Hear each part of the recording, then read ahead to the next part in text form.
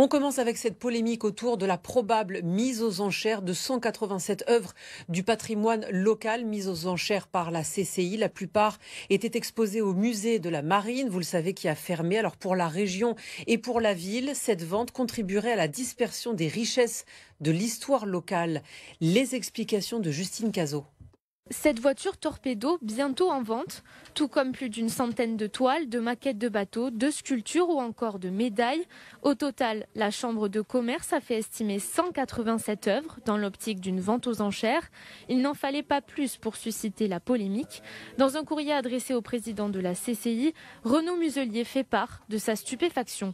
Comment imaginer que vous puissiez contribuer à la dispersion d'un ensemble qui raconte la richesse de l'histoire maritime de notre ville, alors même que Marseille ne connaît aucun autre établissement la mettant en valeur?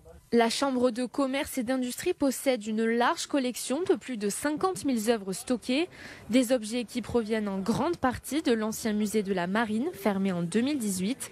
Dans ce dossier, la mairie s'interpose également. C'est la plus vieille chambre de commerce du monde et qui a un fonds absolument incroyable.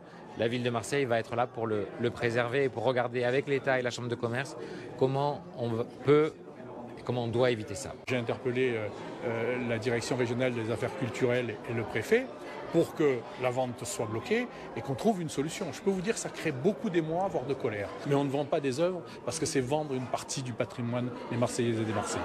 Aujourd'hui, les œuvres se trouvent toujours à l'abri des regards, stockées au Palais de la Bourse.